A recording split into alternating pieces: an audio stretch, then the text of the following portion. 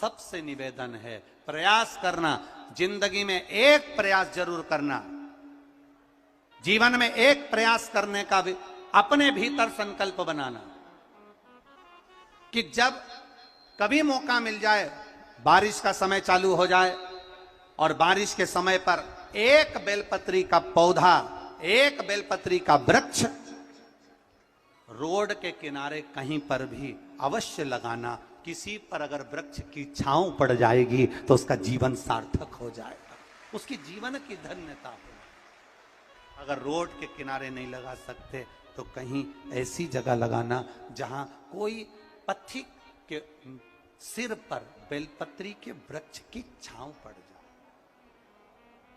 इतना कितना कहा गया है शिव महापुराण के अंतर्गत, कितना वर्णन करा गया। 1000 अश्वमेध यज्ञ कर लो, 1,00,000 सर्वतोमुखी यज्ञ कर लो,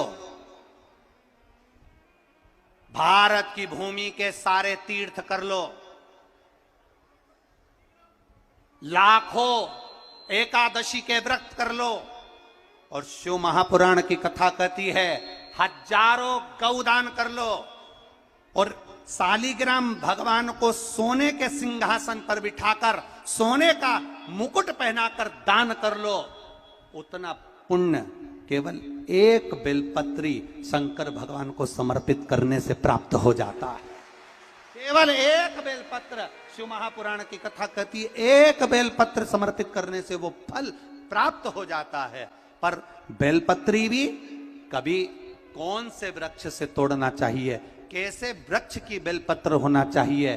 कई लोग जरा जरा सा बेलपत्री का वृक्ष होता है, उस बेलपत्री के वृक्ष की बेलपत्र तोड़ लेते हैं, उस बेलपत्री के वृक्ष की बेलपत्र तोड़कर शंकर भगवान को समर्पित कर देते हैं। ना ना, बेलपत्री का वृक्ष कैसा होना चाहिए, जिस बेलपत्री के वृक्ष की छांव हम पर पड़ रही हो, जो हमारे मस्तक से नहीं, हमारे दोनों हाथ खड़े होने के बाद हम ऊंचा करें और उस पर भी उस बेलपत्री की पत्तियां स्पर्श ना कर पाए, हमारे हाथ पर भी बेलपत्री के वृक्ष की छांव हो। ऐसे बेलपत्री के वृक्ष की पत्ती तोड़कर शिव को चढ़ाई जाती है। ये नहीं कि छोटा सा बेलपत्री का पौधा तुम्हारे घर में लगाए, गमले में लगाए, उसी की पत्ती तोड़कर भगवान को चढ़ाते जाओ, तो ये हम पुण्य नहीं कर रहे, ये हम पाप कर रहे हैं। हमारे ऊपर बेलपत्री की छांव हो और उसकी पत्तियां ली जाए, तब तोड़कर भगवान शिव को समर्पित करी जाए, तब वो पुण्य प्रावधान करते हैं। जरा जरा से पौधों की पत्तियां हमको पुण्यता नहीं देगी, जरा जरा से पत्ते की पत्तियां हमको पुण्यता प्रदान नहीं करेगी। पुण्यता तब देगी जब वो वृक्ष बड़ा हो जाएगा, जब वो वृक्ष बड़ा हो जाएगा, उस वृक्ष की मूलता बढ़ जाएगी।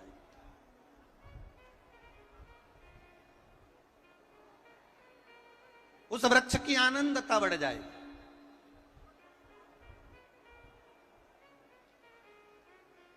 आप करो भजन।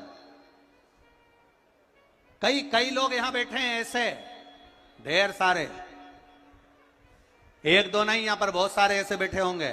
सावन का महीना आया, बेलपत्री तोड़ना है, पूरी की पूरी डाली तोड़ कर लिया है, डाली तोड़ के लाए, पत्तियां निकाली, डाली को उठाकर फेंक दिया और उस पत्तियों को पूरे मोहल्ले में बांट दिया। जी जी तुम भी लो, काका जी तुम भी लो, फूफा जी तुम भी लो, मामा जी तुम भी लो। अब लोगों ने कितना तारीफ करी, हमारी देवरानी का छोरा इतना बढ़िया सारे मोहल्ले में बेलपत्री दे देता है। पर वो देवरानी के छोरे से एक बार तो पूछना कि कितने नरक में पड़ेगा जो तूने सावन के महीने में पूरी डाली तोड़ी है। जरा विचार करना, शिव महापुराण में लिखा है बेलपत्री के वृक्ष पर से बेलपत्री जब तोड़ी जाती है तो पत्ती तोड़ी जाती है, उसकी डाली नहीं। एक डाली भी अगर बेलपत्री की टूट जाती है तो उसके दूसरे अर्थात दूसरी पीढ़ी, जैसे आज वो पिता बना है तो उसका बेटा, उसके घर में संतान फलीभूत नहीं हो सकती अगर डाली टूटती है। तो पत्ती तोड़ने का नियम है, डाली तोड़ने का नियम नहीं।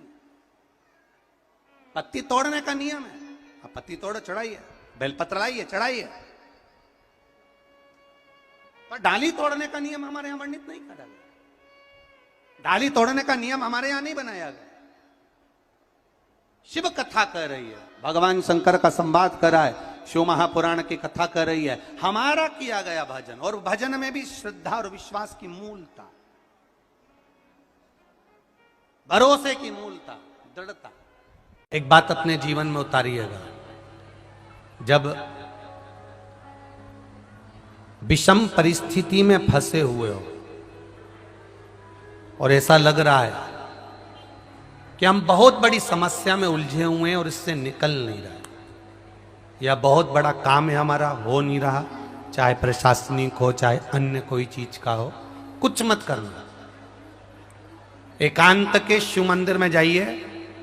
अगर एकांत का शिव मंदिर भी नहीं मिले तो एकांत में कहीं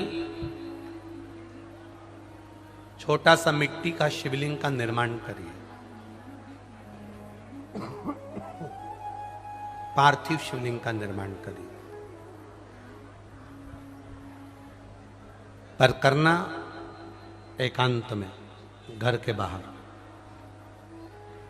किसी एकांत में शिवलिंग का निर्माण कर लो, या तो एकांतेश्वर महादेव पर चले जाओ, कोई एकांत में शिव मंदिर हो वहां, या कहीं एक पार्थिव शिवलिंग का निर्माण कर लो, छोटा सा,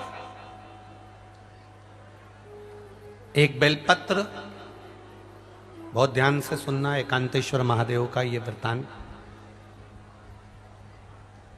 जब किसी विषम परिस्थिति में उलझे हुए हो, बहुत बड़ी समस्या सामने आकर खड़ी हो गई है, सबके हाथ जोड़ लिए, सबसे निवेदन कर लिया कि हमारा ये काम कर दो, नहीं हो रहा, सब दूर से मेहनत कर ली है, परिश्रम कर लिया है, परिश्रम तब भी जारी रखना। एक बेलपत्र, एक चावल का दाना, एक सफेद पुष्प, एक शमी का पत्ता, एक छोटी सी दुर्वा, दुर्वा जानते हो सब लोग, जो जमीन पे दूब लगी रहती है, दुर्वा, दूब, दुर्वा, एक दुर्वा, वो दुर्वा में बस, दुर्वा में वो जो दुर्वा होती है, कोई कोई दुर्वा एक डंडी की होती है, दुर्वा में बस इतना ध्यान रखना कि दुर्वा एक रहे और उसमें से 2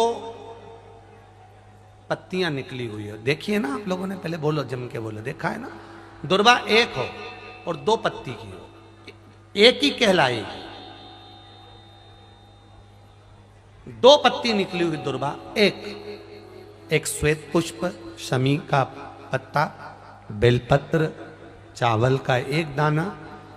एकांत में कोई शिव मंदिर हो, अगर मंदिर ना हो तो एक छोटा सा पार्थिव शिवलिंग का निर्माण, किसी पेड़ के नीचे एकांत में जाकर पूजन कर कर, आराधना कर कर, घी का दीप लगाकर, एक एक सामग्री शिव जी पर अपने मन की कामना कर कर समर्पित करना प्रारंभ कर दीजिए। शुरुआत दुर्वा से करना,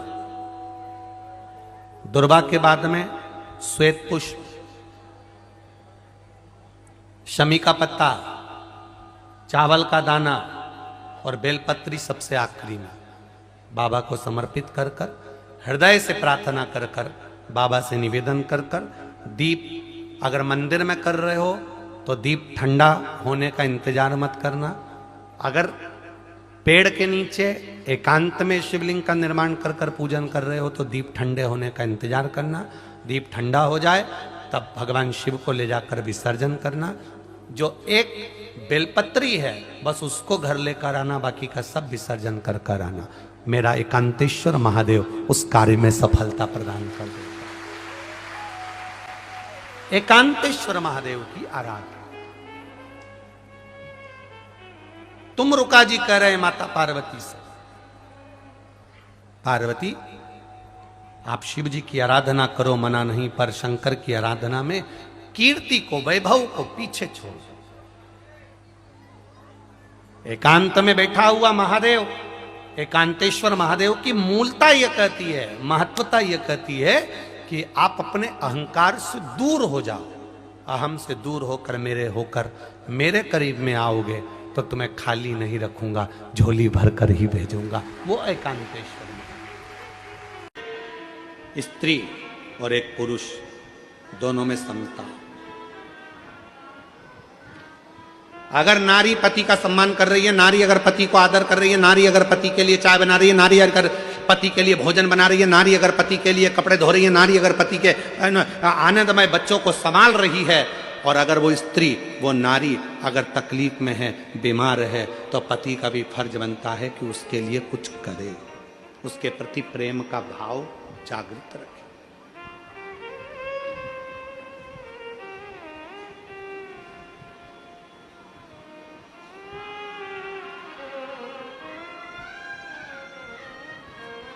प्यार देखा है कभी किसी ने? जो फिल्म में प्यार दिखाते हैं उस फिल्म के प्यार से हमें मतलब नहीं है। प्यार किसको कहते हैं? कई लोग कहते हैं कि प्रेम था ये वाले देवता का वो वाले देवता से, ये वाले देवता का। बहुत सारे प्यार के किस्से बताए जाते हैं कि भगवान का इन भगवान का, इन देवी का, इन देवता का, इन देवता का। हम किसी का वर्णन नहीं करेंगे। अगर प्यार देखना है तो एक बार मेरे महादेव और माता सती का प्यार देखिए कि सती के प्राण छूट गए, उनके शव को कंधे पर धारण कर कर तांडव मचा दिया। ये मेरी पत्नी है, ये कैसे मर गई? दक्ष प्रजापति, इसको मैं प्यार करता था, प्रेम करता था, ये सती कैसे चली गई? दक्ष प्रजापति, मेरी अर्धांगिनी है सती। दक्ष प्रजापति, तूने कन्या दान कर दिया था, उसके बाद तेरा हक चले गया था, पर ये मेरी पत्नी है। तेरे घर में आकर मेरी पत्नी के प्राण कैसे छूट गए? कितना क्रोध भर गया था शंकर भगवान को कि ससुर का बकरे का मुंह बना दिया। इसको कहते हैं प्यार, इसको कहते हैं प्रेम, जो आज तक अपनी पत्नी को नहीं भूल पाए भगवान शंकर, इसलिए अपने तन पर भस्म चढ़ा लेते हैं। उस पत्नी के शरीर की राख आज तक लगाते हैं, आज तक अपने शरीर पर भस्म चढ़ा रहा है। और यहां आज के जमाने में मैं तुझसे बहुत प्यार करता, बहुत प्यार करता, और मालूम पड़े पत्नी मर जाती है, 4 साल बाद दूसरी की देखना चालू कर देते हैं, दूसरी देखना चालू कर देते हैं। देखो अब शादी तो करना पड़ेगी, शादी तो करना पड़ेगी। जब तू तो कहता था मैं तेरे ऊपर फिदा हूं, मेरी जिंदगी तेरी है, मैं तो तेरे बिना रह नहीं सकता, मैं तो तेरे बिना 1 मिनट नहीं रह सकता। और मालूम पड़े आग लगा के आया शमशान में, और रात को ही शादी.com पर ढूंढना चालू कर दिया।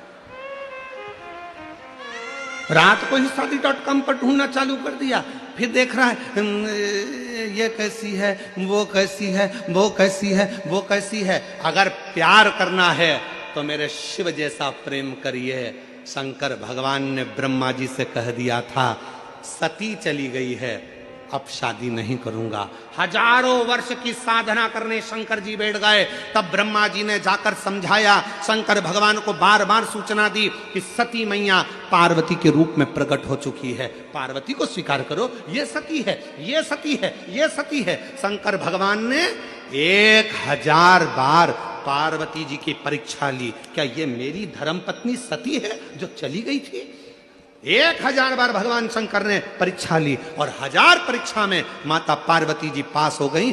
तब शंकर भगवान ने पार्वती को अपनी अर्धांगिनी बनाया। तो भी कह दिया, सुन ले पार्वती, तू भले ब्यूटी पार्लर में तैयार होने जा, तेरी शादी में तू भले ब्यूटी पार्लर में तैयार होने जा, तू भले कितने भी अच्छे आभूषण पहन ले, तू कितने भी अच्छे जेवर पहन ले, पर शंकर भगवान ने कह दिया, पार्वती तू भले मैं तुझसे शादी करूंगा, मना नहीं है, मैं तुझे अर्धांगिनी बनाऊंगा, मना नहीं है, पर मैं सबसे ज्यादा दिल तो एक को दे चुका हूं, वो मेरी अर्धांगिनी सती थी, उसके बिना रह नहीं सकता। इसलिए तू भले पार्लर में तैयार हो, पर मैं तो भस्म से तैयार होऊंगा, मेरी पत्नी को लपेट कर अपने शरीर पर फिर तेरे दरवाजे पर आऊं, फिर तेरे दरवाजे। ये प्यार है। तुझे ना देखूं तो चैन मुझे आता नहीं, तेरे सिवा कोई और मुझे भाता नहीं, उसके सिवा कोई भाई नहीं रहा।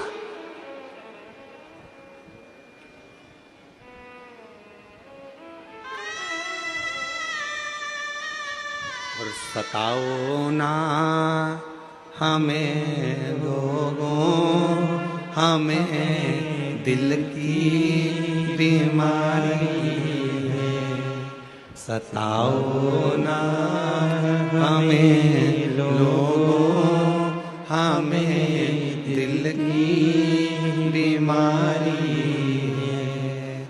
हमारा वेद दुनिया में वो डमरू धारी है। हमारा वेद दुनिया में वो डमरू धारी है। हमें प्रेम है, सती को हम भूले नहीं हैं, तन पर भस्म धारण करते हैं, तन पर भस्म।